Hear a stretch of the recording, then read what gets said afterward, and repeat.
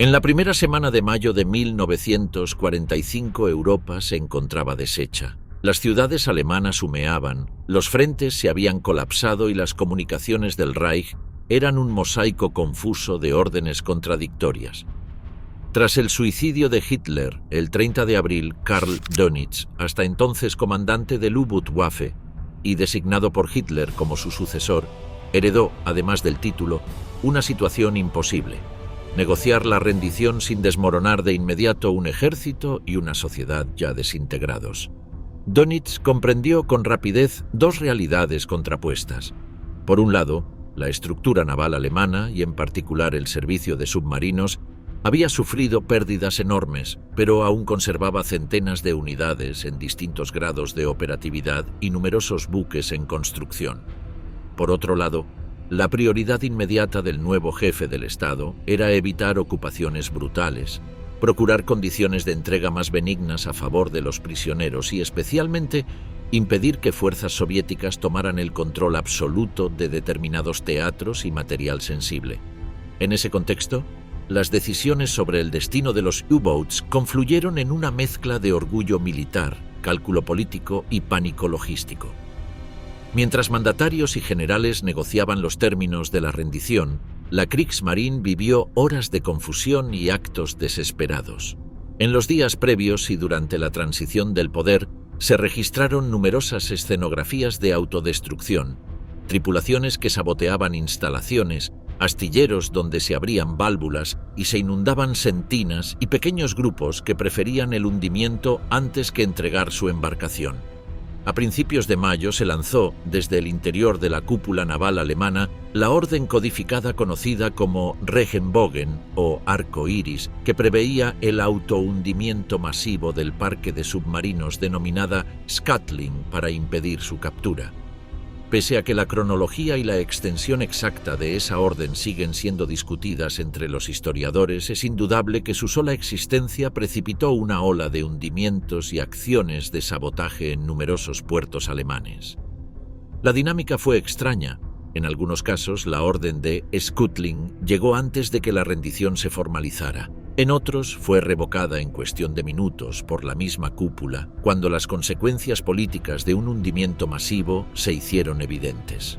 Dönitz, ahora en la incertidumbre de un gobierno interino rodeado por los ejércitos aliados, tenía que equilibrar el honor naval, es decir, la idea de no entregar la flota intacta a los vencedores, con la necesidad práctica de forjar condiciones de capitulación que evitaran represalias indiscriminadas y facilitaran el retorno de millones de civiles y soldados a la vida cotidiana. Los resultados fueron mixtos. Decenas de barcos fueron efectivamente hundidos por sus propias tripulaciones, pero una cantidad significativa de U-Boats siguió las instrucciones de rendirse y navegar hacia puntos de encuentro aliados. El 7 y 8 de mayo marcaron la culminación de aquella agonía colectiva. La rendición general de las fuerzas alemanas entró en vigor oficialmente y el proceso de transferencia de control se puso en marcha. Muchos U-Boats, ya dañados o saboteados, no pudieron salir. Otros, en cambio, recibieron órdenes de emerger y dirigirse a determinadas latitudes y puertos aliados para formalizar su entrega. En los días siguientes se multiplicaron las imágenes de sumergibles alineados en la superficie, banderas blancas improvisadas y tripulaciones exhaustas que esperaban la llegada de patrullas de abordaje aliadas. La escena tenía algo de teatral y de fúnebre. Máquinas de guerra que durante años habían sido la espina dorsal de la ofensiva submarina alemana, ahora salían a la luz para ser despojadas de sus secretos. Desde el punto de vista logístico y operativo, la rendición planteó un problema inmediato: ¿dónde concentrar y controlar un número tan alto de submarinos dispersos entre el Atlántico, el Mar del Norte y los fiordos noruegos? La solución temporal pasó por concentraciones en puntos relativamente seguros y asequibles para las fuerzas aliadas, entre ellos el seno escocés de Loch Eriboll, donde se organizaron las primeras inmediatas entregas y desarmes; el enclave de Lisahally, en Irlanda del Norte, que pronto vería decenas de U-Boats atracados, y puertos ingleses como Portland, que sirvieron como centros de recepción, inspección y redistribución. En esos espacios comenzó la labor de neutralización. Tomar el control de las embarcaciones, requisar documentación, confiscar libros de códigos y evaluar el estado general de los sumergibles. A nivel numérico, las cifras finales del periodo reflejan tanto la escala como la confusión. Se contabilizan centenares de U-boats en distintos estados, algunos ya saboteados o hundidos, otros intactos y listos para la entrega. Y al cabo de las primeras semanas, las potencias aliadas comenzaron a trazar una política común sobre su destino: retener una pequeña porción para evaluación técnica y reparto entre victoriosos, y disponer del resto mediante la destrucción controlada. Esa decisión sería la que sellaría en los meses siguientes el destino de la mayoría de los submarinos capturados. El surgimiento de los U-boats desde el Atlántico y los fiordos. La rendición alemana trajo consigo una imagen que hasta entonces era impensable. Los mares del norte, escenario de cacerías invisibles, comenzaron a llenarse de sombras metálicas que emergían lentamente desde las profundidades. Eran los U-boats alemanes que, siguiendo las órdenes de Karl Donitz, subían a la superficie con las escotillas abiertas y la bandera blanca ondeando en sus mástiles. Durante días enteros, el Atlántico pareció devolver al mundo los fantasmas de una guerra submarina que había sembrado el miedo durante 6 años. En los cielos del Mar del Norte y del Atlántico nororiental, los aviones de patrulla aliados vigilaban cada movimiento.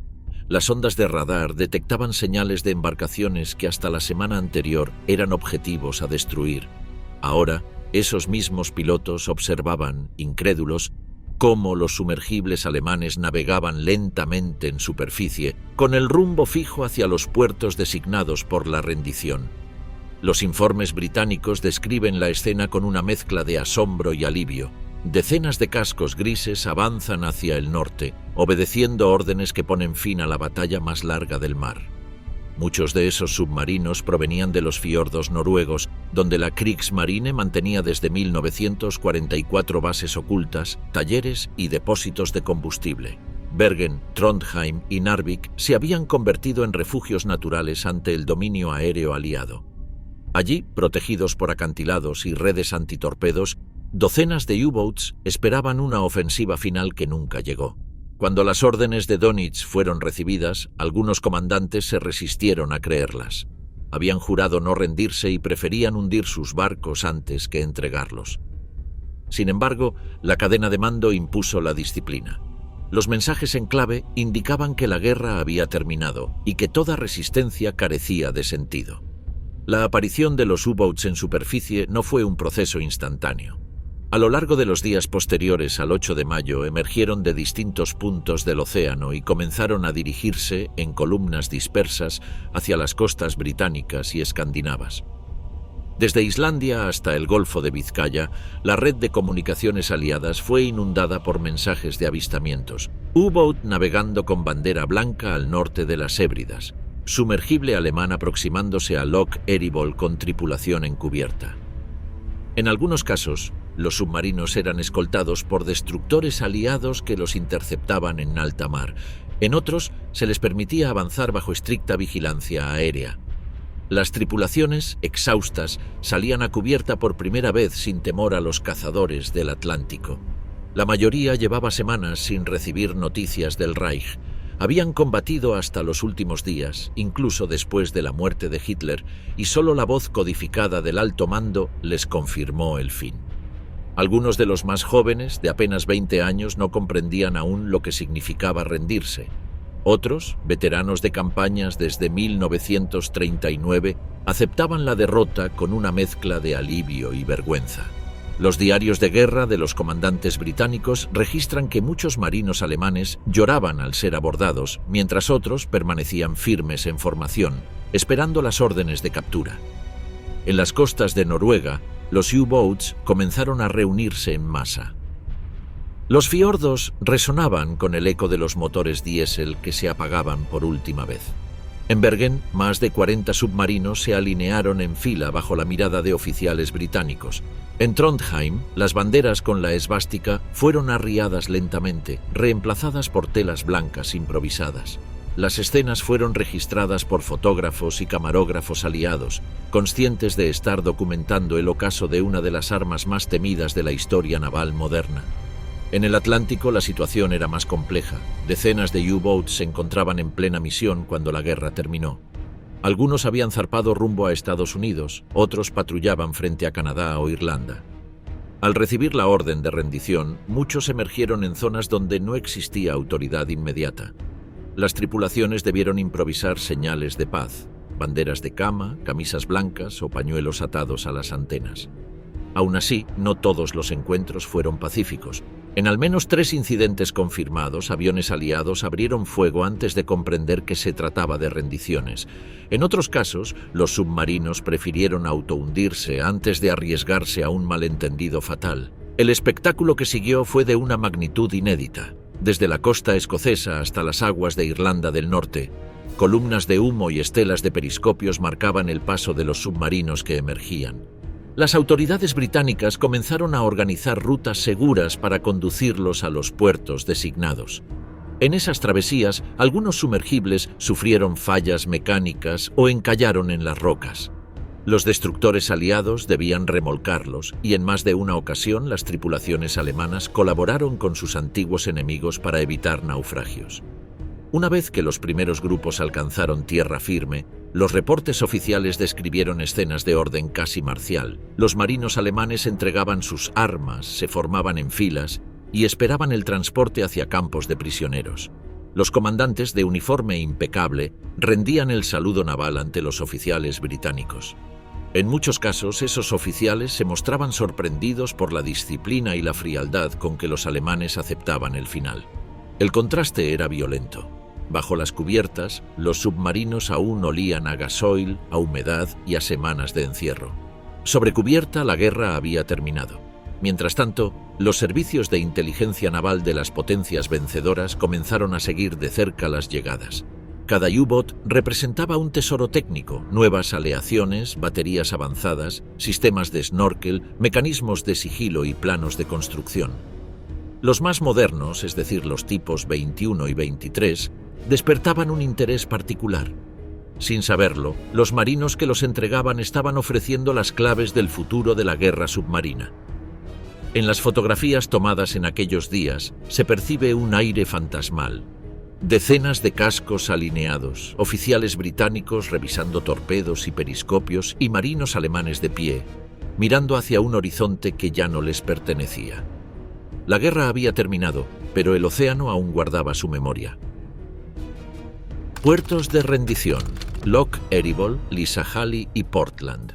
El amanecer del 10 de mayo de 1945 encontró a decenas de submarinos alemanes navegando lentamente hacia la costa norte de Escocia. En el horizonte, las montañas se recortaban sobre un mar gris y el viento del Atlántico Norte azotaba las cubiertas mojadas. La Royal Navy había designado el remoto fiordo de Loch Eriboll, en el condado de Sutherland, como primer punto oficial de rendición. El lugar era ideal, aislado, de difícil acceso y con aguas profundas que permitían fondear sin riesgo. Allí comenzó un desfile que la prensa británica llamaría después la procesión de los lobos vencidos. El primer grupo en llegar fue interceptado por destructores británicos de la clase Beagle. Los submarinos alemanes, obedientes, izaron grandes banderas blancas y redujeron la velocidad. Los británicos respondieron con señales luminosas que indicaban las maniobras de aproximación. Aquel ritual, repetido durante semanas, se transformó en una ceremonia de fin de era. El saludo naval, la apertura de escotillas, el izado de los aliados a bordo y la confiscación inmediata de todo material de guerra. Los tripulantes eran trasladados a cubierta, alineados, registrados y conducidos a embarcaciones de transporte. Durante los primeros días, Loch Eriboll recibió más de 30 U-boats. Cada llegada era documentada con fotografías, informes técnicos y listados de tripulación. El procedimiento era meticuloso. Oficiales británicos, acompañados por intérpretes y agentes de inteligencia, subían a bordo para confiscar los enigma, los libros de códigos, las cartas náuticas y cualquier material clasificado. Se inspeccionaban los compartimientos de torpedos, las válvulas de lastre y los depósitos de combustible. Los ingenieros aliados estaban especialmente interesados en las innovaciones técnicas incorporadas en los últimos modelos, como el Schnorchel, un tubo retráctil que permitía a los submarinos operar sumergidos durante largos periodos. En tierra, los marinos alemanes eran enviados a improvisados campamentos vigilados por tropas escocesas.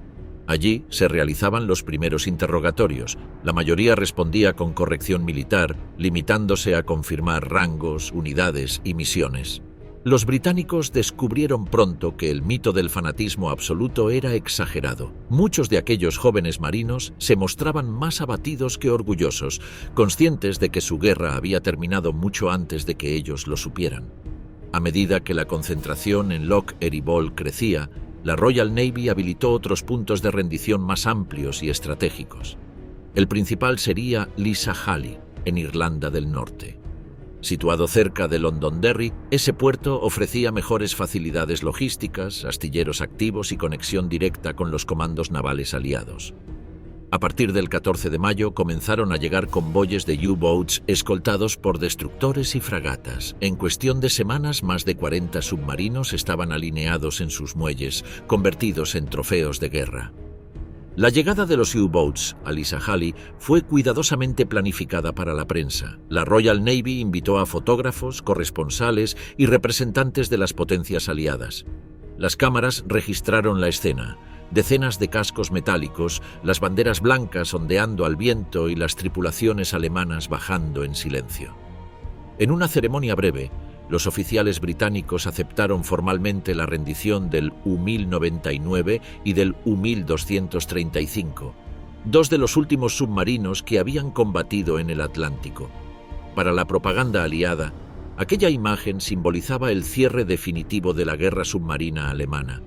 En Lisahally comenzó también el proceso de redistribución. Los submarinos más avanzados, especialmente los del tipo 21 y 23, fueron separados y examinados por ingenieros navales británicos y estadounidenses. Otros fueron asignados temporalmente a Francia, Noruega y la Unión Soviética como parte de los acuerdos de reparto de material capturado. Los más antiguos, en cambio, fueron declarados sin valor estratégico y etiquetados para su destrucción futura. Más al sur, Portland, en la costa inglesa de Dorset, se transformó en el tercer gran centro de concentración. Allí se reunieron tanto submarinos capturados en el Canal de la Mancha como los remolcados desde puertos franceses, belgas y holandeses. Las condiciones eran más complejas. Muchos barcos estaban dañados, sin combustible o con los sistemas de propulsión saboteados. Los ingenieros británicos debieron improvisar reparaciones mínimas para poder moverlos hacia zonas de inspección. El ambiente en Portland era distinto al de Escocia o Irlanda del Norte. Aquel puerto, mucho más expuesto, se convirtió en un museo improvisado de la derrota alemana. Soldados y marineros aliados se acercaban a curiosear, sacaban fotografías junto a las insignias del Lobo Gris e incluso intercambiaban objetos con los prisioneros. La tensión entre vencedores y vencidos se había diluido. El interés por la tecnología y la magnitud del botín naval pesaban más que cualquier deseo de venganza. Para los oficiales aliados, el problema logístico empezaba a ser evidente. En cuestión de días, los tres puertos principales estaban saturados. Cientos de tripulantes alemanes requerían alojamiento, comida y transporte hacia los campos de prisioneros. Decenas de submarinos necesitaban mantenimiento para evitar hundimientos accidentales, y cada uno debía ser inspeccionado, registrado y asignado a una categoría. Los informes británicos de junio de 1945 mencionan más de 150 U-boats bajo custodia directa y otros tantos dispersos en distintos estados de reparación. Mientras tanto, el alto mando aliado comenzaba a evaluar el valor estratégico de aquel arsenal inesperado. Las diferencias entre Estados Unidos, el Reino Unido y la Unión Soviética ya se hacían sentir. Cada potencia buscaba obtener su parte del conocimiento alemán. Los británicos proponían destruir la mayoría de las unidades para evitar futuros conflictos. Los estadounidenses querían estudiarlas y copiar sus sistemas. Los soviéticos exigían una parte equivalente en compensación por sus pérdidas. El destino de la flota submarina alemana se convirtió en un delicado asunto diplomático antes de que existiera siquiera un acuerdo formal sobre qué hacer con ella. Para las tripulaciones, las jornadas transcurrían en una mezcla de rutina y desorientación. Algunos eran trasladados en trenes hacia Escocia o Inglaterra, otros permanecían semanas en los campamentos de internamiento, ignorando cuál sería su futuro. La rendición, que al principio parecía una liberación, se transformó en una espera interminable. Muchos de ellos no regresarían a Alemania sino hasta 1947. Cuando el último grupo de submarinos llegó a Portland a finales de junio, el paisaje era surrealista. Más de un centenar de cascos grises amarrados, las cubiertas oxidadas brillando bajo la lluvia y el sonido metálico de cadenas y remolcadores llenando el aire. La flota del Reich, que durante años había acechado el Atlántico, yacía inmóvil en los puertos del enemigo. Proceso de rendición y desarme. La rendición de los U-boats alemanes no fue un simple acto simbólico, fue una operación militar y logística minuciosa, planificada con precisión por los aliados para garantizar que ninguna de esas máquinas volviera a navegar sin su control. Cada submarino capturado era una cápsula de secretos, tecnologías, tácticas, códigos, armas y documentos que representaban años de investigación naval alemana. Por eso, el proceso de desarme comenzó apenas los primeros sumergibles tocaron los muelles de Lisa Halley, Loch Eriboll o Portland. Las órdenes eran claras, cada submarino debía ser neutralizado de inmediato. Los equipos de abordaje aliados, compuestos por oficiales técnicos, intérpretes y marineros armados, subían a bordo y tomaban el mando. El comandante alemán era relevado formalmente, debía entregar su revólver de servicio y firmar un documento que acreditaba la rendición de la embarcación. A continuación comenzaba la inspección exhaustiva. Los británicos la llamaban strip and search, literalmente desnudar y registrar. Primero se confiscaban los libros de claves, tablas de encriptación, cuadernos de bitácora y cualquier material cifrado. Los dispositivos Enigma, todavía instalados en muchos U-boats, eran desmontados pieza por pieza y trasladados bajo custodia a centros de inteligencia naval. Su captura total permitió a los británicos confirmar que los servicios de descifrado de Bletchley Park habían logrado penetrar casi todos los códigos alemanes durante la guerra. Era una victoria silenciosa, completada con los fragmentos del enemigo. Después se retiraban las armas. Los compartimientos de torpedos eran inspeccionados por artilleros especializados. Cada torpedo era numerado, descargado y trasladado a depósitos vigilados. Los periscopios y sistemas ópticos eran desmontados, los cañones antiaéreos sellados y las municiones retiradas. En muchos casos, los submarinos llegaban con torpedos aún armados y con el sistema de disparo operativo. Una sola manipulación errónea podía causar una explosión fatal. Los equipos técnicos también tomaron muestras de combustible, lubricantes y materiales de aislamiento. El interés científico era enorme. Alemania había desarrollado aleaciones y baterías más avanzadas que cualquier otra potencia.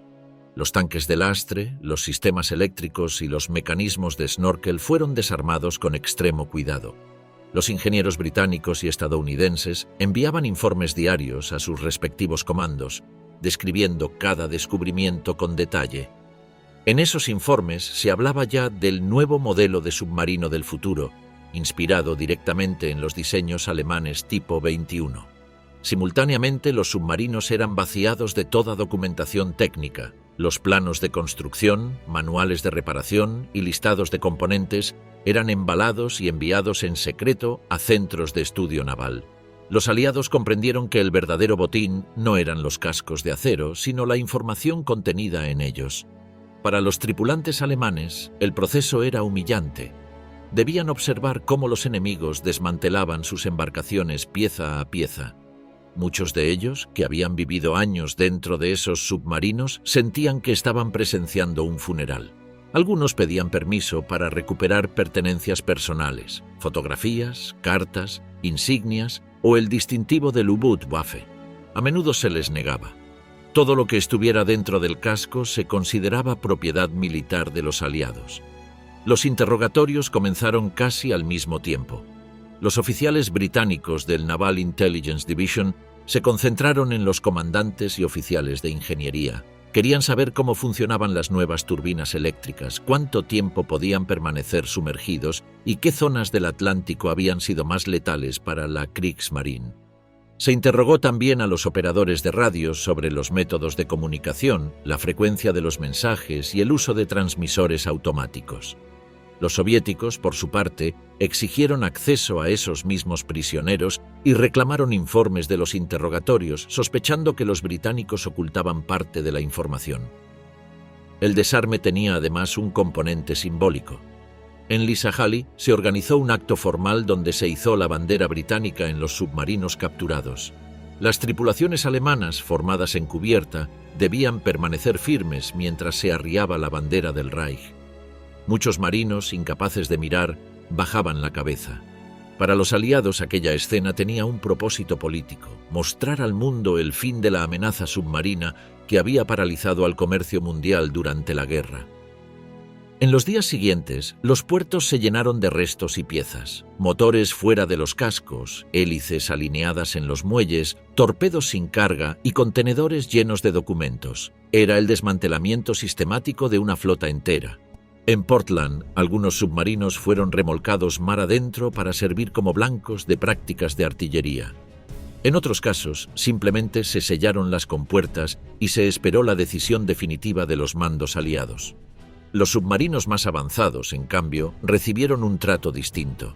Ingenieros estadounidenses y británicos seleccionaron unos pocos ejemplares para trasladarlos a sus países.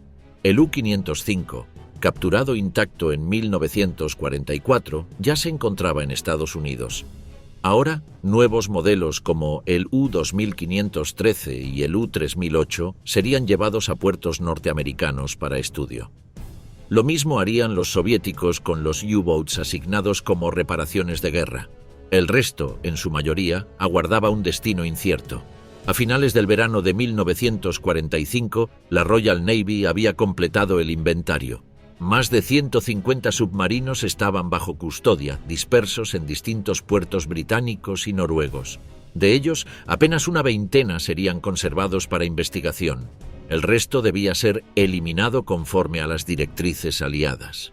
Esa frase ambigua sería la antesala de una de las operaciones navales más grandes y secretas de la posguerra. La situación de las tripulaciones alemanas. En los muelles británicos, el silencio reemplazó al rugido de los motores. Miles de marinos alemanes, recién desembarcados de sus submarinos, aguardaban órdenes bajo la mirada de soldados aliados. Las caras mostraban agotamiento, incredulidad y resignación. La guerra había terminado, pero para ellos apenas comenzaba una nueva etapa, la del cautiverio.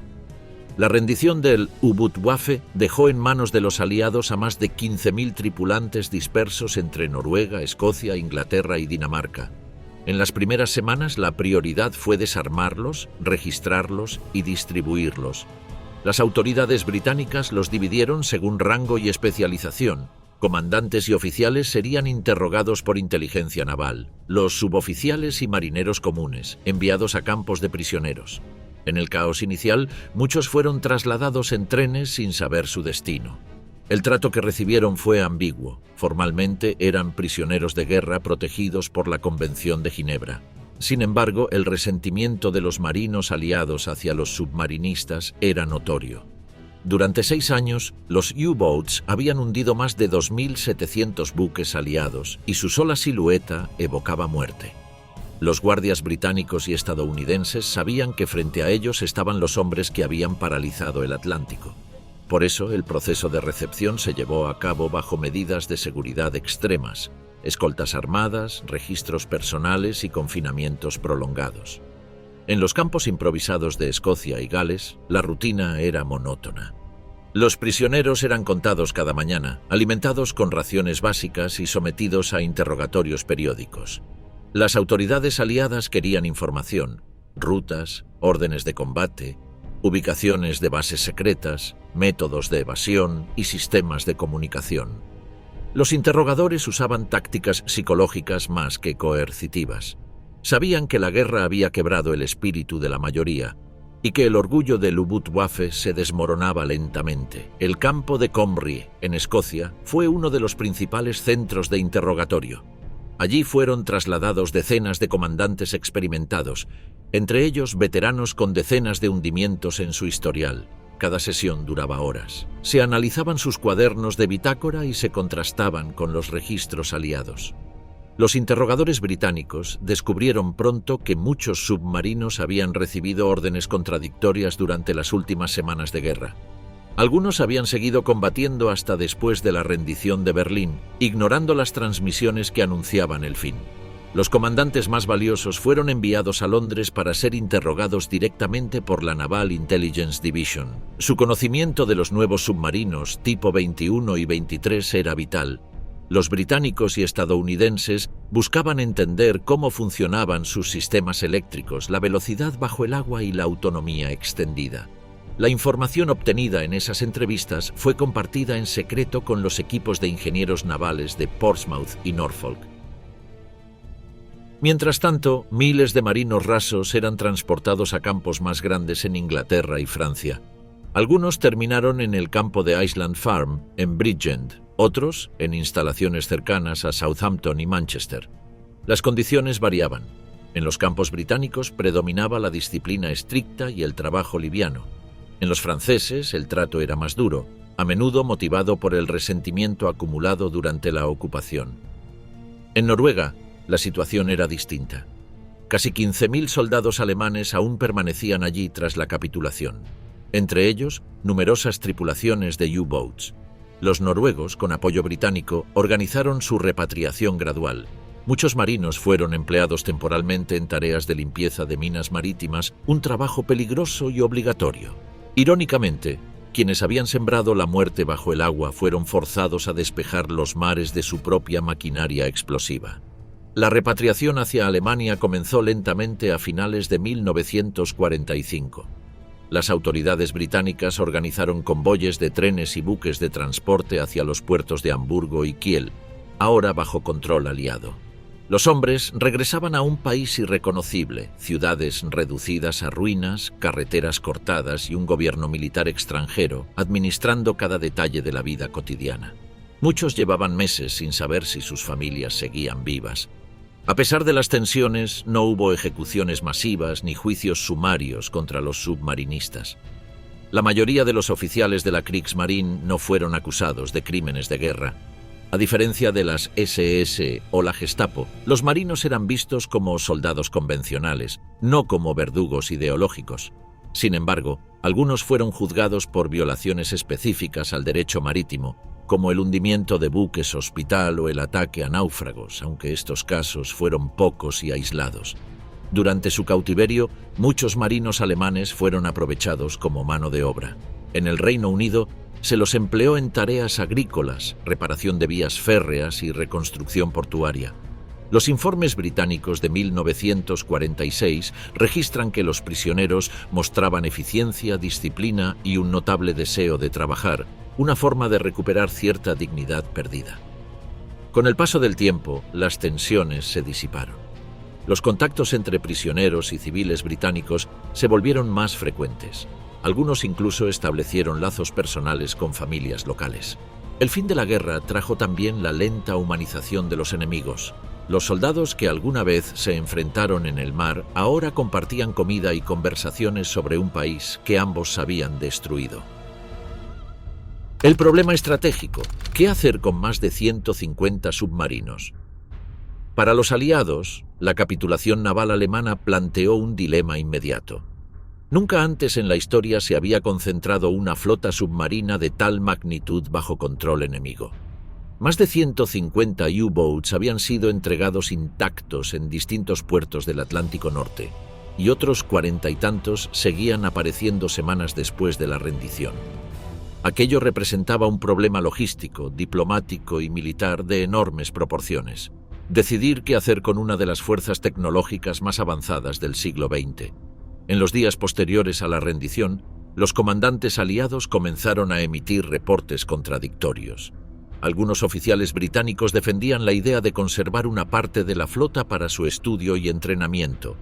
Otros advertían que permitir la supervivencia de los U-boats significaba mantener viva una amenaza potencial, especialmente en un mundo que, apenas terminada la guerra, ya mostraba las primeras tensiones entre Occidente y la Unión Soviética.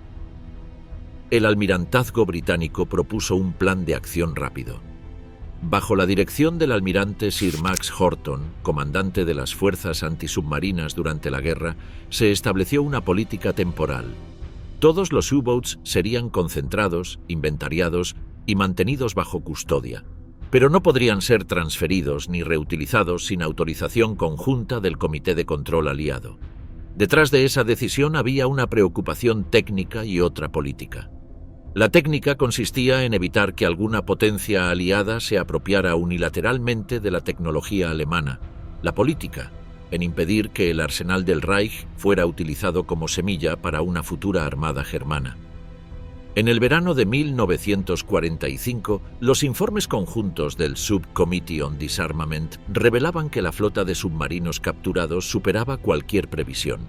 Las unidades estaban repartidas en Lysahali, Loch Eriboll, Portland, Bergen, Trondheim, Flensburg y Copenhague, además de otras bases menores en el mar Báltico.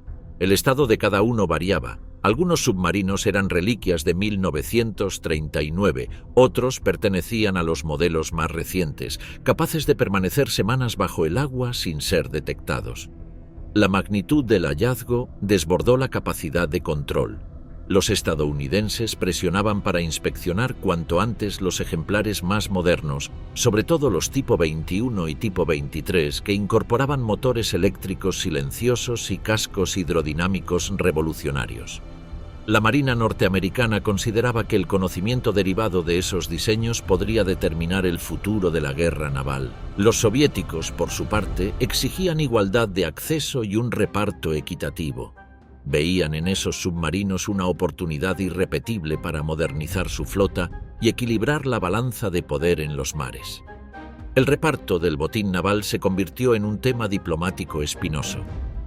En julio de 1945, durante las reuniones previas a la Conferencia de Potsdam, las delegaciones británica, estadounidense y soviética acordaron dividir el material capturado en tres grandes categorías: armamento reutilizable, material científico-tecnológico y equipamiento destinado a destrucción.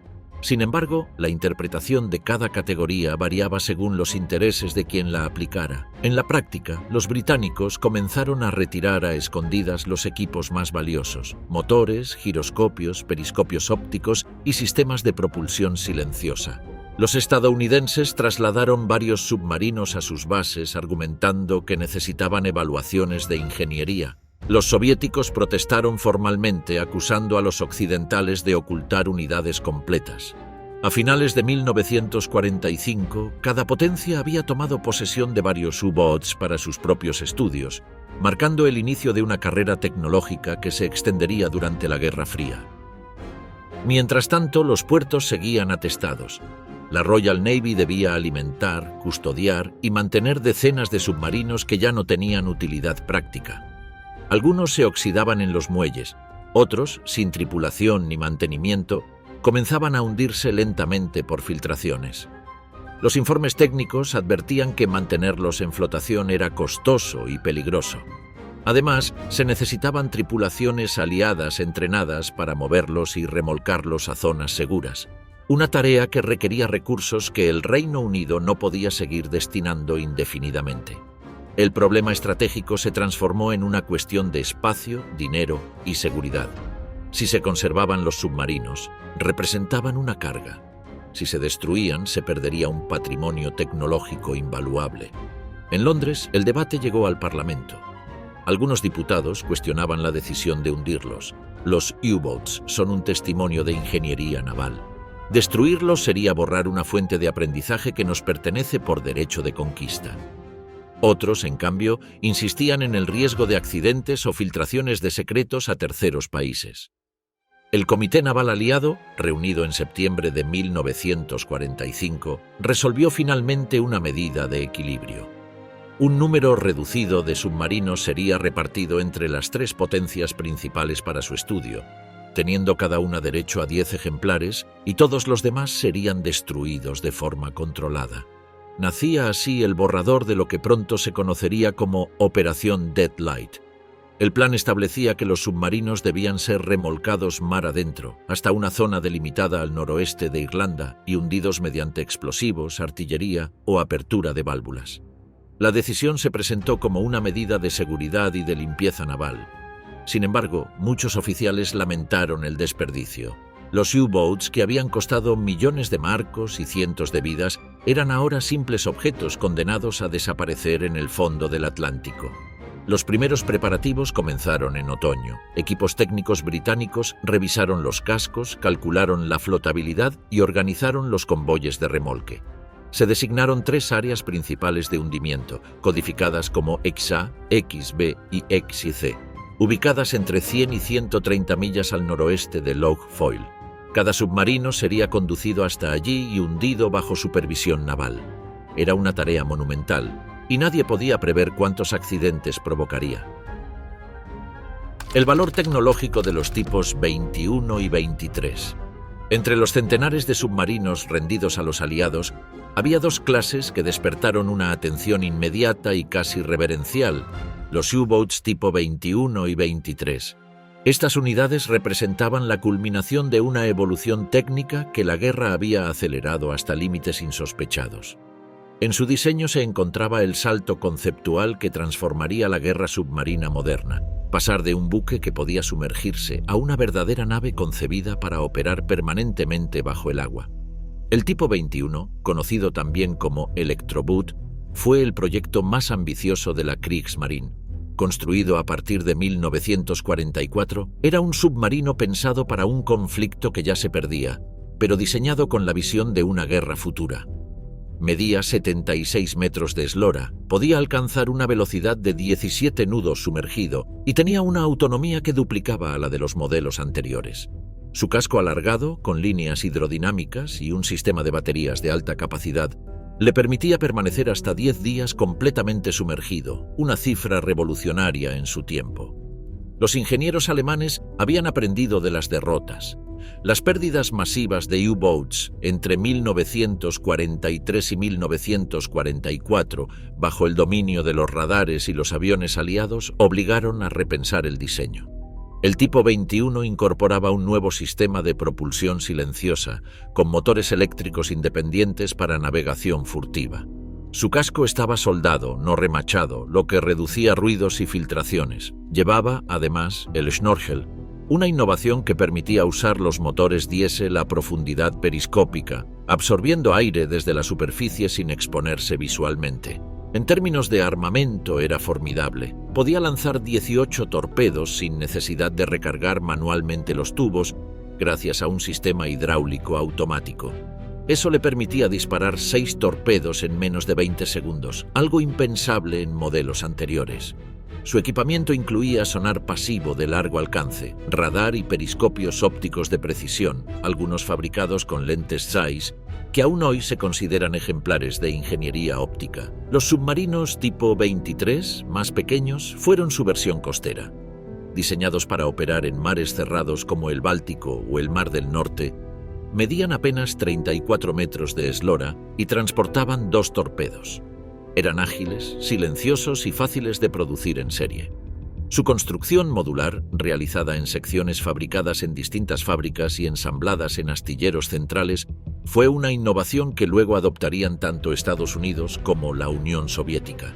Cuando los aliados inspeccionaron estos modelos tras la rendición, comprendieron de inmediato que estaban frente a una tecnología adelantada una década. Ningún submarino aliado había alcanzado semejante nivel de rendimiento bajo el agua. La Marina estadounidense quedó particularmente impresionada. En un informe fechado en agosto de 1945, un oficial del Office of Naval Research escribió: «El tipo 21 es el primer submarino genuinamente moderno. Todo lo que vendrá después se basará en sus principios». Los ingenieros británicos y norteamericanos se disputaron cada ejemplar. Los submarinos U-2513, U-3008, U-2529 y U-2540 fueron seleccionados para ser trasladados a puertos aliados y sometidos a pruebas exhaustivas. El U-2513, por ejemplo, sería llevado a Estados Unidos, donde el futuro presidente Harry Truman realizaría una inmersión simbólica en 1947 a bordo de un antiguo enemigo convertido en símbolo de avance tecnológico. Los soviéticos no se quedaron atrás. A través del reparto acordado en la Comisión Tripartita de Potsdam, Recibieron varios ejemplares del tipo 21 y una gran cantidad de planos y componentes. La copia soviética, conocida como clase Dodovo, Whisky, entraría en servicio a finales de la década de 1940 y se convertiría en la columna vertebral de su flota submarina durante los primeros años de la Guerra Fría. La influencia alemana se percibía en cada tornillo, cada hélice y cada sistema de control. La fascinación por la ingeniería alemana también se extendió a los métodos de producción. Los U-boats tipo 21 se construían en secciones prefabricadas que se ensamblaban como un rompecabezas. Este sistema, ideado para acelerar la producción bajo los bombardeos aliados, sería retomado después por los estadounidenses en la fabricación de submarinos nucleares. Los documentos capturados en Hamburgo y Kiel se convirtieron en manuales de referencia para ingenieros navales de medio mundo. Más allá de la tecnología, el impacto psicológico fue igual de profundo.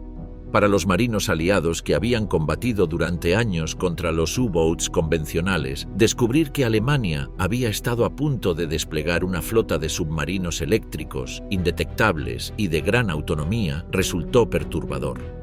De haberse completado la producción masiva del tipo 21, que estaba prevista en más de 150 unidades, el curso de la guerra en el Atlántico podría haber cambiado. Pese a su potencial, solo 2 unidades del tipo 21 realizaron patrullas operativas antes del final del conflicto: el U-2511 y el U-3008. Ninguno disparó un solo torpedo. Cuando la orden de rendición llegó, ambos estaban listos para partir hacia misiones en el Atlántico. La guerra terminó justo antes de que su revolución tecnológica comenzara. Para los aliados, sin embargo, esa revolución no se perdió. La tecnología alemana fue absorbida, copiada y mejorada. Los conceptos del tipo 21 inspiraron los primeros submarinos estadounidenses de la clase Tang y británicos de la clase Porpoise, mientras que los soviéticos los transformaron en el núcleo de su estrategia naval. En menos de 5 años, el legado técnico del Reich se convirtió en el punto de partida de la nueva era submarina de la Guerra Fría. En los astilleros de Hamburgo, entre los restos oxidados y los talleres vacíos, los ingenieros alemanes que sobrevivieron observaron cómo los aliados desmantelaban sus obras maestras. Las máquinas que habían nacido de la desesperación del Tercer Reich se convirtieron, sin saberlo, en el modelo universal de todas las flotas del futuro. La decisión aliada, Operación Deadlight. En el otoño de 1945, el Reino Unido se encontraba ante una tarea sin precedentes: deshacerse de más de un centenar de submarinos alemanes capturados, una herencia incómoda del colapso del Tercer Reich. Los puertos de Escocia e Irlanda del Norte estaban abarrotados de U-boats inmóviles, sin tripulaciones y con los cascos comenzando a deteriorarse.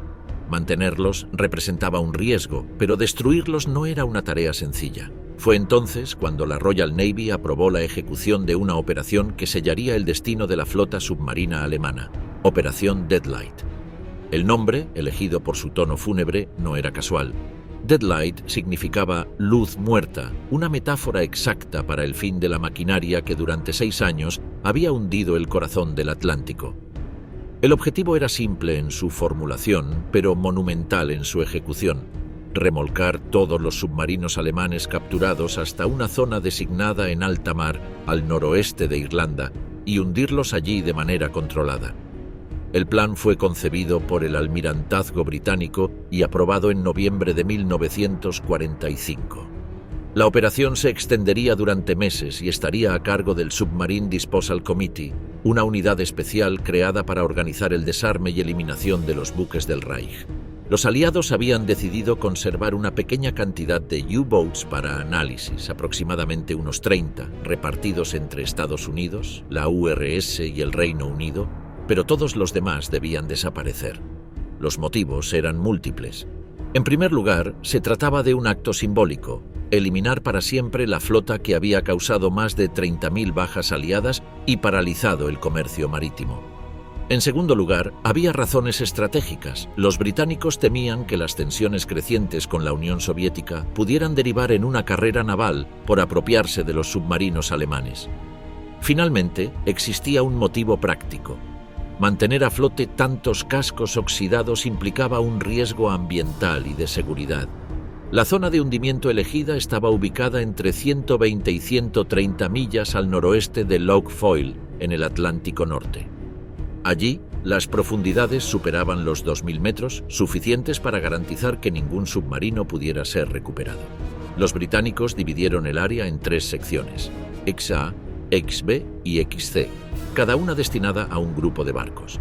En total, la operación contemplaba el hundimiento de 116 submarinos entre finales de 1945 y mediados de 1946. El procedimiento fue estandarizado, aunque la práctica resultó caótica. Los submarinos eran remolcados desde Lisahali, Loch Ryan y otros puertos del norte. La mayoría se encontraba en mal estado, sin motores funcionales, con fugas y cubiertas corroídas. Muchos apenas podían mantenerse a flote. Los remolcadores aliados, principalmente británicos y polacos, avanzaban lentamente por el mar embravecido, arrastrando tras de sí los cascos grises de los antiguos depredadores del Atlántico. Una vez alcanzada la zona designada, los submarinos eran hundidos de distintas maneras. Algunos se enviaban al fondo mediante fuego de artillería. Cañones de destructores británicos abrían fuego hasta perforar los cascos. Otros eran destruidos por explosiones controladas con cargas colocadas en el interior. En muchos casos, simplemente se abrían las válvulas del lastre y se dejaban hundir bajo su propio peso. Los buques aliados permanecían en la superficie hasta confirmar que el sumergible desaparecía bajo las olas. Las condiciones del Atlántico Norte convirtieron la operación en una pesadilla logística. Las tormentas invernales, los vientos de fuerza huracanada y el oleaje constante provocaron que más de un tercio de los submarinos se hundieran antes de llegar al punto de destino. Algunos se soltaron de los remolques y se perdieron en el camino. Otros se hundieron accidentalmente en zonas no registradas. El mar, impredecible y hostil, terminó haciendo el trabajo por su cuenta. A pesar del caos, los británicos llevaron un registro detallado. Cada hundimiento era documentado con fecha, hora, coordenadas y método empleado. En los archivos del National Archives de Kew se conservan las listas originales de la operación, con notas marginales de los oficiales que presenciaron los hundimientos. En una de ellas, escrita el 5 de enero de 1946, se lee: «El último U-boat ha desaparecido.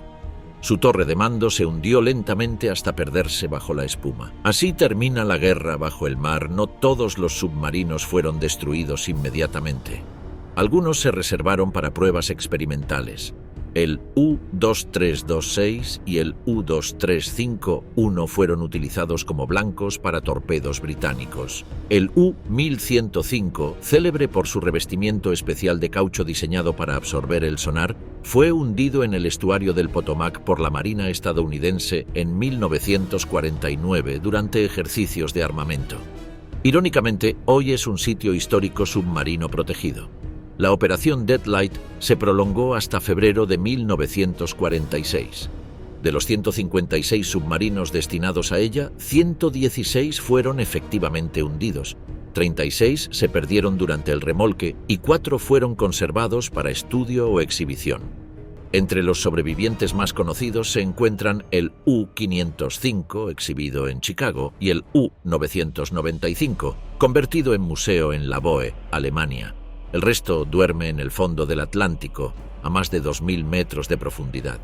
El mar absorbió los restos sin ceremonia. Aquel fue el entierro final de una de las armas más temidas de la historia moderna. En las décadas siguientes, buzos y arqueólogos marinos descubrirían los cementerios submarinos de Deadlight, filas de cascos oxidados, torres de mando cubiertas de algas y compases aún intactos bajo la oscuridad eterna. Allí yacen los fantasmas de la guerra submarina del Reich, dispersos en el silencio de las profundidades. La logística del hundimiento masivo. La operación Deadlight había sido concebida como una tarea técnica precisa, pero pronto se convirtió en una operación épica de improvisación, riesgo y desgaste. Remolcar más de un centenar de submarinos alemanes, muchos en condiciones deplorables, por las aguas invernales del Atlántico Norte era un desafío que rozaba lo imposible. La Royal Navy lo sabía, pero la urgencia política pesaba más que la prudencia marítima. Había que borrar de los mares el último símbolo del poder nazi y hacerlo rápido. Los U-Boats estaban dispersos en varios puntos: Lisa-Halley, Loch Ryan, Portland y algunos puertos noruegos. Cada submarino debía ser revisado, sellado y preparado para un viaje de hasta 200 millas hacia el oeste, hasta el punto designado de hundimiento. El procedimiento se organizó como si fuera una flota en campaña. Los británicos formaron convoyes de remolque, en los que cada destructor o buque de apoyo debía arrastrar 2 o 3 submarinos a la vez. Detrás, una escolta de fragatas y corbetas aseguraba el perímetro contra cualquier accidente o pérdida. Sin embargo, la realidad fue mucho más caótica. Los submarinos, abandonados durante meses, presentaban filtraciones en los tanques de lastre, grietas en las soldaduras y daños estructurales que hacían difícil mantenerlos a flote. Muchos carecían de energía para accionar bombas o estabilizadores, por lo que cualquier oleaje fuerte podía hacerlos zozobrar. Los remolcadores británicos, agotados por años de guerra, debían avanzar a velocidades mínimas para evitar que las cuerdas de arrastre se rompieran. El clima fue el principal enemigo. En noviembre de 1945, las primeras tormentas invernales azotaron el Atlántico Norte. El viento levantaba olas de más de 8 metros y los cables de remolque, compuestos de acero trenzado, se tensaban hasta el límite. Los registros de la Royal Navy describen escenas dramáticas: submarinos girando fuera de control, remolques que se partían y marineros que, en plena noche, cortaban los cabos para salvar sus propias embarcaciones. En más de una ocasión, los submarinos se hundieron antes de llegar a la zona prevista, desapareciendo sin rastro. Uno de los casos más recordados fue el del U-3514, remolcado desde Loch Ryan en diciembre. Durante una tormenta el cable se rompió y el submarino quedó a la deriva. Las olas lo golpearon hasta abrir una grieta en el casco y el U-Boat se hundió lentamente mientras su torre de mando desaparecía entre la espuma. Las coordenadas exactas nunca fueron registradas. Los informes aliados mencionan que más de un tercio de los submarinos destinados a la operación nunca alcanzó el punto de hundimiento planificado. Algunos se hundieron accidentalmente durante el trayecto. Otros fueron abandonados cuando los remolques se soltaron en plena tempestad. En esos casos, la Royal Navy simplemente registraba el hecho con una nota escueta: Lost under tow, es decir, perdido durante el remolque. El mar hacía su propia selección. El proceso, además, era peligroso para las tripulaciones aliadas. Los submarinos alemanes aún contenían restos de combustible, municiones y torpedos inactivos. En varios incidentes, las explosiones internas provocaron daños en los remolcadores. En un episodio frente a las Hébridas, un torpedo residual detonó dentro de un U-Boat mientras era remolcado, destruyéndolo por completo y hiriendo a varios marineros británicos. Pese a ello, la operación continuó sin interrupciones. Había que cumplir el calendario antes de que las condiciones climáticas empeoraran. El ritual del hundimiento seguía un protocolo estricto. Una vez que los submarinos llegaban a la zona designada, los equipos de abordaje británicos revisaban por última vez los cascos. Se abrían compuertas, se retiraban los periscopios y se preparaban las cargas de demolición. Cuando todo estaba listo, se daban 3 toques de sirena y los destructores aliados abrían fuego con artillería naval. El eco de los cañones se extendía por el mar, seguido del sonido metálico de las planchas cediendo. Los U-Boats se inclinaban lentamente, se hundían de proa o de popa y desaparecían en cuestión de minutos. La magnitud del operativo requería un registro exhaustivo. Cada hundimiento debía ser confirmado por observadores a bordo y reportado al comando de la Royal Navy. El documento final, firmado en febrero de 1946, detalló 116 hundimientos confirmados con las coordenadas precisas de cada punto. Sin embargo, las anotaciones de los oficiales revelan la improvisación constante. El mar se los llevó antes de que nosotros pudiéramos hacerlo, escribió un teniente en su diario, refiriéndose a 3 U-Boats que se perdieron frente a Donegal. Con el paso de las semanas, los restos de la flota alemana comenzaron a desaparecer bajo el Atlántico. Los remolques, uno a uno, iban completando su misión. Desde los cielos, los aviones de patrulla británicos observaban las columnas de espuma que marcaban cada hundimiento. En las bases costeras, los telegrafistas registraban con fría precisión las coordenadas, como si se tratara de un inventario industrial y no del entierro de una flota entera. A medida que la operación avanzaba, el personal británico comenzó a notar la ironía. Aquellos mismos submarinos que durante años habían desatado el terror en el mar, ahora morían de forma anónima, sin resistencia, víctimas del tiempo y del clima. La Guerra del Atlántico había terminado hacía meses, pero su última batalla, silenciosa y mecánica, se libraba contra el océano mismo. Cuando el último grupo de U-Boats fue remolcado desde Loch Ryan, en enero de 1946, las aguas estaban cubiertas de restos, trozos de casco, bidones, redes y cables rotos. Los marineros británicos, exhaustos, sabían que la tarea aún no había terminado. Faltaba un paso más: destruir de manera definitiva los submarinos que aún quedaban en los puertos, aquellos que no podían ser remolcados por el mal estado de sus cascos o el riesgo de explosión. Métodos de destrucción en alta mar. Cuando los convoyes de la Operación Deadlight comenzaron a completar su misión, la Royal Navy se enfrentó a un problema final. Aún quedaban decenas de submarinos imposibles de remolcar. Sus cascos, corroídos por meses de abandono, amenazaban con hundirse en cualquier momento. Algunos estaban tan dañados que ni siquiera podían ser asegurados a los cables de arrastre. Otros, saboteados por sus propias tripulaciones antes de la rendición, contenían explosivos inestables o municiones olvidadas. La solución fue tan drástica como definitiva: destruirlos directamente en los puertos o en las aguas costeras mediante fuego y explosiones controladas. Los métodos de eliminación variaron según la situación. En los muelles de Lisahali y Loch Ryan, los ingenieros británicos colocaron cargas de demolición en el interior de los submarinos. Los explosivos se ubicaban en los tanques de combustible o en los compartimientos de torpedos y se detonaban a distancia. El resultado era una columna de humo y agua que se elevaba decenas de metros, seguida por el sonido sordo del casco colapsando. En pocos segundos, lo que había sido una máquina de guerra desaparecía bajo las olas. Otros submarinos fueron hundidos mediante artillería naval.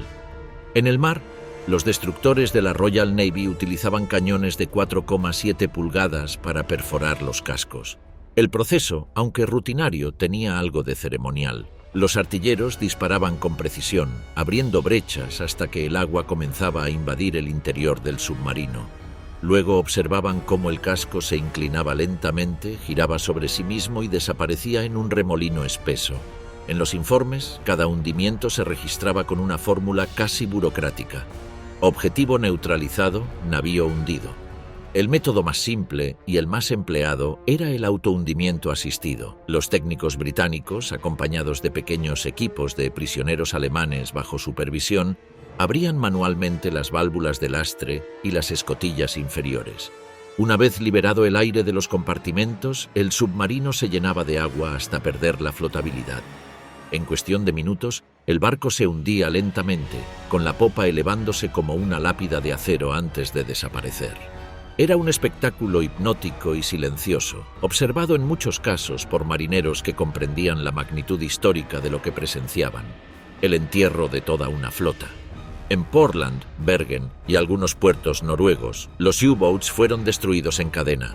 Los británicos amarraban varios submarinos juntos, conectándolos mediante cables y detonadores, y luego los hundían simultáneamente. El impacto de las explosiones hacía temblar el suelo y las olas golpeaban los muelles cercanos. A veces, los cascos reventaban antes de hundirse por completo, lanzando al aire fragmentos de acero y periscopios retorcidos. El mar se convertía en un cementerio industrial. El componente simbólico de estas destrucciones no pasó desapercibido. Los periódicos británicos y estadounidenses publicaron fotografías de los hundimientos, presentándolos como el fin definitivo del poder naval nazi. En los titulares se hablaba de la purga del Atlántico y el descanso de los lobos de acero, pero detrás del triunfalismo había una tensión no resuelta: el temor de que la tecnología alemana desapareciera junto con los cascos. Muchos oficiales y científicos lamentaban la pérdida de máquinas que representaban el futuro de la ingeniería naval. Algunos submarinos fueron reservados para experimentos militares. La Marina estadounidense utilizó el U-2513 y el U-3008 para realizar pruebas de inmersión y medición acústica en el Golfo de México. En Gran Bretaña, el U-2326 fue hundido repetidas veces y reflotado para ensayos de resistencia. Incluso la Unión Soviética participó en ejercicios similares con los U-Boats recibidos como reparaciones de guerra. El conocimiento derivado de esas pruebas sería vital para el desarrollo de los primeros submarinos de ataque de la Guerra Fría.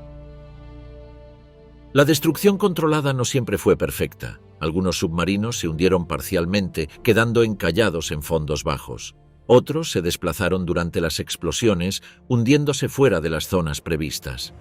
Décadas más tarde, los mapas de la Royal Navy revelarían que varios de esos restos seguían a menos de 20 millas de la costa irlandesa. Con el tiempo, se convirtieron en destinos de buceo y estudio arqueológico. En los años siguientes, el Atlántico guardó silencio sobre aquel episodio. Los archivos permanecieron clasificados hasta los años 70, cuando los primeros investigadores comenzaron a reconstruir el destino de los U-Boats. En 2001, una expedición de buzos británicos localizó el cementerio submarino de Deadlight, con más de 80 submarinos aún reconocibles en el fondo del mar, alineados como si esperaran una orden que nunca llegó. Los restos permanecen allí, cubiertos por corales fríos, enredados en redes de pesca y habitados por peces que nadan entre las torretas y los tubos lanzatorpedos. Reutilización del armamento alemán por los aliados. Cuando el polvo de la guerra comenzó a asentarse y Europa intentaba recomponerse de su devastación, los aliados comprendieron que la Alemania derrotada seguía siendo una mina de oro tecnológica y militar. A pesar de los escombros, el país albergaba laboratorios, fábricas y arsenales que contenían los avances bélicos más sofisticados del mundo. Y aunque la propaganda insistía en la destrucción total del aparato militar nazi, la realidad era más pragmática. Buena parte del armamento alemán no fue destruido, sino reutilizado. La Unión Soviética, que había sufrido el mayor número de bajas y pérdidas materiales, fue la primera en apropiarse del botín tecnológico. Desde 1945, ingenieros soviéticos desmontaron fábricas completas en Alemania Oriental y las trasladaron a su territorio. Las líneas de producción de armas ligeras, motores, ópticas y proyectiles fueron reinstaladas en ciudades rusas y polacas. Entre las piezas más valiosas figuraba la ametralladora MG-42, el arma de infantería más temida del conflicto. Su mecanismo de disparo rápido, que podía escupir 1.200 proyectiles por minuto, sirvió de base para el desarrollo de la PKM diseñada por Mikhail Kalashnikov 2 décadas más tarde. En los campos de entrenamiento del Ejército Rojo, los instructores soviéticos enseñaban a sus reclutas usando las mismas armas que meses antes habían pertenecido al enemigo. El botín soviético no se limitó al armamento portátil. La URSS incorporó cientos de vehículos, cañones antiaéreos, artillería ferroviaria y especialmente tecnología óptica y balística. Los tanques T-54 de posguerra, por ejemplo, heredaron sistemas de mira inspirados en las ópticas Zeiss capturadas en Turingia. Los científicos alemanes detenidos o reclutados fueron enviados a institutos de investigación soviéticos, algunos bajo condiciones de reclusión, otros como colaboradores técnicos. A través de ellos, Moscú asimiló los principios del diseño de cohetes y de propulsión líquida que habían impulsado las bombas IB-2. En el bloque occidental, el pragmatismo no fue menor. Los Estados Unidos llevaron a cabo una de las operaciones de transferencia de conocimiento más amplias de la historia moderna, la Operación Paperclip. Bajo su cobertura, más de 1.600 científicos, ingenieros y técnicos alemanes fueron trasladados secretamente a suelo norteamericano. Entre ellos se encontraban Werner von Braun y su equipo, responsables del desarrollo de los cohetes Quimpe-2. Aquellas armas, símbolo del terror nazi, se convertirían en el punto de partida del programa espacial estadounidense. De los laboratorios de Peenemünde surgió la tecnología que, 2 décadas después, llevaría al hombre a la Luna. Los norteamericanos también estudiaron con obsesión la ingeniería óptica alemana. Las fábricas Zeiss, Leitz y Hensoldt proporcionaron lentes, miras y sistemas fotográficos que fueron incorporados a los instrumentos de precisión del ejército de los Estados Unidos y a los primeros satélites espías. Los informes del Departamento de Artillería de la US Army detallan cómo las innovaciones alemanas en óptica y mecánica fina se convirtieron en el estándar de posguerra para la industria militar y civil. En Francia, la posguerra trajo una paradoja similar. A pesar del resentimiento hacia el ocupante, el país aprovechó el material bélico abandonado. Los talleres de la antigua Wehrmacht en territorio francés fueron reactivados y miles de vehículos alemanes, entre ellos los semiorugas SDKFZ, camiones Opel Blitz y tanques Panther capturados, fueron integrados temporalmente al ejército francés. La reconstrucción era urgente y los aliados occidentales carecían de recursos suficientes para equipar a sus nuevas fuerzas armadas. Noruega, Checoslovaquia, Polonia y Yugoslavia siguieron el mismo camino. En Oslo, la policía y la marina noruega usaron fusiles Mauser alemanes hasta mediados de los años 50. En Praga, las fábricas Škoda fueron obligadas a producir repuestos para tanques alemanes bajo supervisión soviética. En Yugoslavia, los partisanos transformaron los cascos de acero alemanes en equipo propio, borrando la esvástica con pintura y sustituyéndola por la estrella roja. La posguerra europea fue, durante un tiempo, un mosaico de ejércitos armados con las mismas armas que los habían invadido. Incluso las industrias civiles aprovecharon la herencia del Reich. Los equipos de telecomunicaciones, los motores de aviación, las prensas y herramientas de precisión fueron integrados en fábricas británicas, estadounidenses y soviéticas. Muchas compañías alemanas desmanteladas, como Siemens, Bosch o Bayer, vieron parte de su personal y patentes absorbidos por corporaciones aliadas. El conocimiento científico alemán, considerado uno de los más avanzados del mundo, se convirtió en el cimiento de la reconstrucción industrial de ambos bloques. El aprovechamiento del botín alemán también se extendió al terreno cultural y académico. Miles de documentos técnicos fueron traducidos y distribuidos entre universidades y academias militares. En Washington, el Naval Research Laboratory dedicó años a estudiar los manuales de diseño de los U-Boats tipo 21, considerados el modelo más avanzado jamás construido.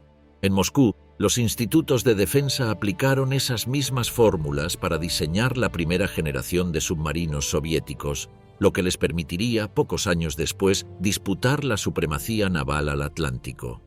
Así, lo que no fue hundido bajo las aguas de Deadlight fue reciclado en laboratorios, fábricas y arsenales de medio mundo. El hierro del Reich alimentó las máquinas de la reconstrucción, su ciencia, las armas de la Guerra Fría, y sus ingenieros, los proyectos espaciales que marcarían la segunda mitad del siglo XX. Transferencia de tecnología y el nacimiento de la Guerra Fría. La derrota militar del Tercer Reich no significó el fin de su influencia tecnológica. Al contrario, su colapso abrió una carrera silenciosa entre las potencias vencedoras. Desde las ruinas de Alemania, los laboratorios, los centros de investigación y los arsenales se convirtieron en trofeos de una nueva contienda, la lucha por el conocimiento. A diferencia de la guerra que acababa de terminar, esta no se libraría con fusiles ni tanques, sino con planos, fórmulas y cerebros. Las potencias aliadas comprendieron enseguida que el futuro militar y científico del mundo dependería de la tecnología alemana. En los meses posteriores a la rendición, equipos de inteligencia norteamericanos, soviéticos, británicos y franceses se movilizaron por todo el territorio del Reich con una misión común: localizar científicos, ingenieros y documentos. Era una carrera contrarreloj. Cada archivo capturado, cada prototipo hallado en una fábrica abandonada, podía representar una ventaja decisiva en el nuevo equilibrio global que comenzaba a delinearse. La operación Paperclip, organizada por Estados Unidos, fue el ejemplo más conocido. Detrás de su fachada administrativa se ocultaba un plan de extracción masiva de talento. Ingenieros de cohetes, físicos, químicos y médicos que habían trabajado para el régimen nazi fueron llevados en secreto a América del Norte.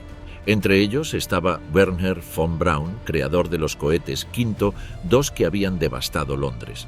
Bajo la supervisión de la Marina y el Ejército de Estados Unidos, von Braun y su equipo de Peenemünde serían integrados a los programas de misiles balísticos y, más tarde, al proyecto espacial de la NASA.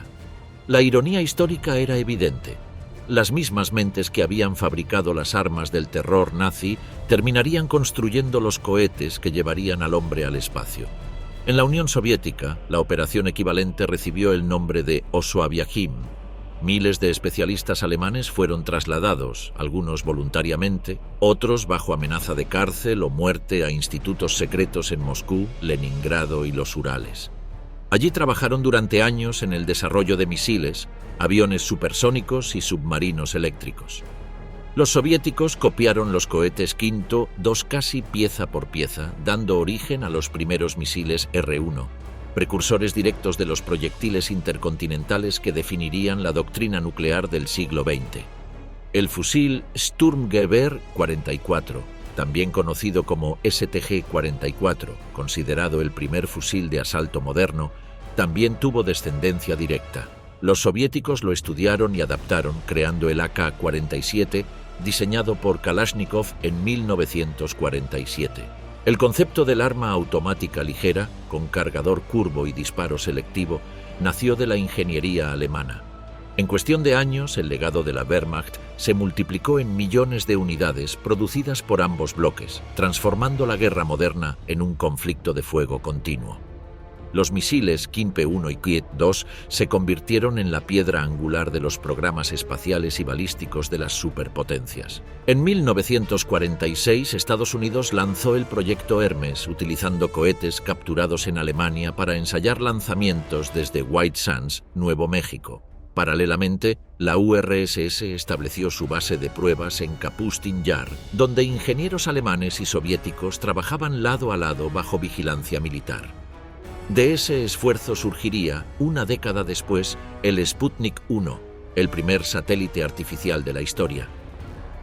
La transferencia de tecnología no se limitó a las armas. La aviación alemana había dejado prototipos de cazas a reacción, como el Messerschmitt Me 262, que inspiró a los primeros jets estadounidenses y británicos.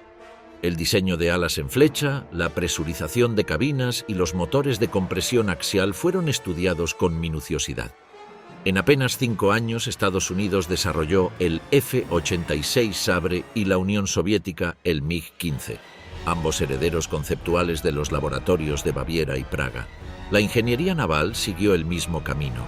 Los submarinos tipo 21 y tipo 23, capturados tras la guerra, se convirtieron en el modelo de las flotas submarinas modernas.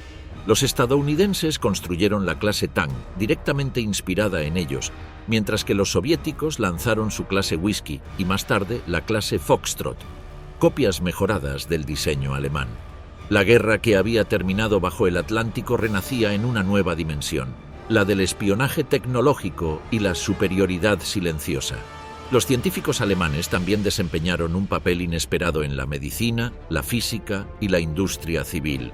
En universidades estadounidenses, antiguos miembros del Reich colaboraron en el desarrollo de reactores nucleares, radares, motores de aviación y equipos médicos avanzados. En la URSS trabajaron en el perfeccionamiento de los aceleradores de partículas y los primeros sistemas de propulsión para cohetes espaciales.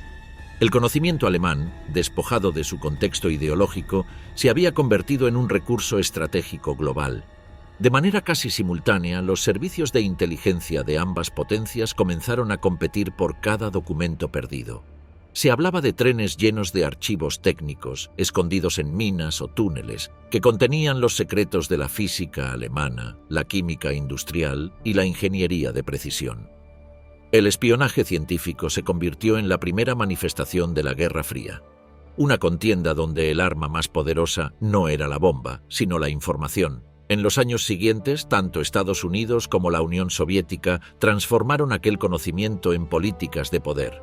El desarrollo nuclear, la carrera espacial y la producción de misiles intercontinentales fueron, en gran parte, herederos directos de la ciencia alemana de los años 40. En un mundo dividido por ideologías, los ingenieros del Reich se convirtieron, voluntaria o involuntariamente, en arquitectos del nuevo orden global. Destrucción controlada y eliminación del armamento restante. Al finalizar la guerra, los aliados comprendieron que la victoria militar no había resuelto del todo el problema más inmediato: ¿qué hacer con el inmenso arsenal que había sostenido al Tercer Reich? En los meses que siguieron a la rendición se calculó que Alemania poseía aún millones de fusiles, cientos de miles de toneladas de municiones, tanques, piezas de artillería, aviones, armas químicas y depósitos de combustible. Era una carga logística, política y moral imposible de mantener. La reconstrucción del continente exigía eliminar aquel legado material antes de que se convirtiera en una amenaza o en un recordatorio de poder para los movimientos nacionalsocialistas que aún sobrevivían en la clandestinidad. En 1946 comenzó la fase de destrucción controlada. El ejército británico, la administración estadounidense y el mando soviético coordinaron operaciones de recolección y desarme en todo el territorio alemán. Las fábricas de armamento fueron clausuradas, los talleres militarizados desmantelados y los depósitos de municiones sellados bajo estricta vigilancia. En las zonas rurales, la población civil colaboró, en ocasiones de manera obligatoria, en la recolección de cascos, fusiles y granadas. Las montañas de acero se acumulaban en los patios de las antiguas bases, formando paisajes surrealistas donde los restos del ejército nazi eran fundidos o dinamitados. El destino de ese material variaba según su valor. Las armas ligeras, como los fusiles Mauser, las pistolas Luger y las costosas ametralladoras MG-34 y MG-42 fueron fundidas en acerías o reutilizadas como chatarra industrial. Muchos cascos y bayonetas fueron reciclados para la reconstrucción civil, convertidos en herramientas, maquinaria o piezas de ferrocarril. Los tanques y vehículos blindados, por su parte, fueron destruidos o empleados como objetivos de tiro en ejercicios militares aliados. En algunos casos, los motores se aprovecharon para maquinaria agrícola o generadores eléctricos, símbolo de una transformación forzada, de instrumento de guerra a máquina de reconstrucción. La artillería pesada fue tratada con procedimientos más complejos. Los cañones ferroviarios, algunos de decenas de toneladas, fueron cortados con sopletes industriales y trasladados por partes a fundiciones. El Cuerpo de Ingenieros Reales británicos documentó la demolición del gigantesco Schwerer Gustav, el cañón más grande del mundo, cuyos restos fueron reducidos a fragmentos de acero en Sajonia. En el frente oriental, los soviéticos dinamitaron posiciones enteras, haciendo explotar depósitos completos de artillería antes de retirarse. Una parte más sombría del proceso correspondió al manejo de las armas químicas. Alemania había acumulado enormes cantidades de gas mostaza, tabún y fosgeno, almacenadas en cilindros y proyectiles. Ante la imposibilidad de destruirlos por completo en tierra, los aliados adoptaron una medida de emergencia: arrojar los contenedores al mar. Miles de toneladas de agentes químicos fueron depositadas en el Báltico, en el Mar del Norte y en zonas profundas del Atlántico. Los registros oficiales británicos y soviéticos estiman que más de 300.000 toneladas de municiones tóxicas fueron hundidas entre 1946 y 1948. Décadas después, la corrosión de los contenedores liberaría sustancias peligrosas, causando graves daños ecológicos que persisten hasta hoy. Paralelamente se eliminaron los depósitos de munición que permanecían ocultos en túneles y minas.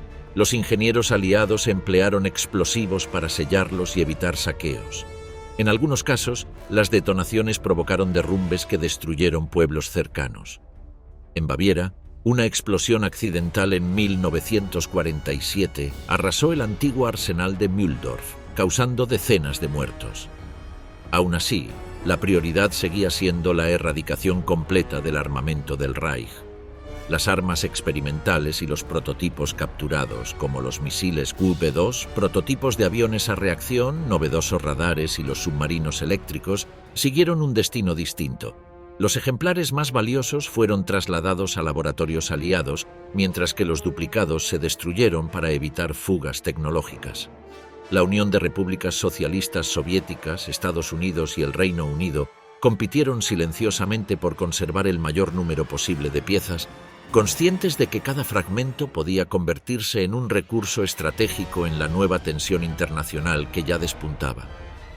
En los archivos británicos de 1948 figura un inventario simbólico: armas fundidas, vehículos destruidos, explosivos neutralizados, el ejército del Reich reducido a materia prima. Aquella frase sintetizaba la voluntad de los vencedores de borrar, al menos físicamente, la huella de la maquinaria bélica nazi. Pero el acero fundido de las armas alemanas reapareció bajo otras formas: en los raíles de tren que reconstruyeron Europa, en las estructuras de los nuevos edificios e incluso en los cascos de los buques de guerra que protagonizarían la siguiente era de confrontación global. La destrucción de armamento también marcó el final simbólico de la Wehrmacht. En las zonas ocupadas, las ceremonias de disolución se realizaron sin público ni honores. Oficiales y soldados prisioneros fueron repatriados, las insignias quemadas y los archivos clasificados bajo custodia aliada. Con la fundición de los últimos cañones desaparecía no solo la fuerza militar del Reich, sino la posibilidad de su regreso. El costo ambiental, sin embargo, fue enorme. Las aguas del Báltico y del Mar del Norte se convirtieron en cementerios de acero y químicos. Aún hoy, los pescadores escandinavos encuentran proyectiles oxidados y contenedores de gas venenoso entre sus redes. En tierra, los campos de batalla convertidos en vertederos de munición permanecen contaminados por metales pesados y residuos explosivos. El fin del Tercer Reich, aunque total, dejó un eco que el tiempo no pudo borrar del todo. En 1949, cuando las últimas operaciones de eliminación terminaron, Europa intentaba mirar hacia adelante. Alemania comenzaba su reconstrucción bajo la vigilancia de los aliados y el mundo se dividía en dos bloques irreconciliables. Los restos del Reich dormían bajo mares fríos o en hornos industriales, transformados en los cimientos de un nuevo orden que nacería de sus propias cenizas. Y así, mientras los U-boats del Atlántico descansaban en las profundidades, los tanques y fusiles del Reich se fundían en las fábricas de la posguerra. Lo que fue la maquinaria más temida del siglo XX se disolvió entre el acero reciclado y los escombros, marcando no solo el fin de un imperio, sino el inicio del mundo que lo sucedió.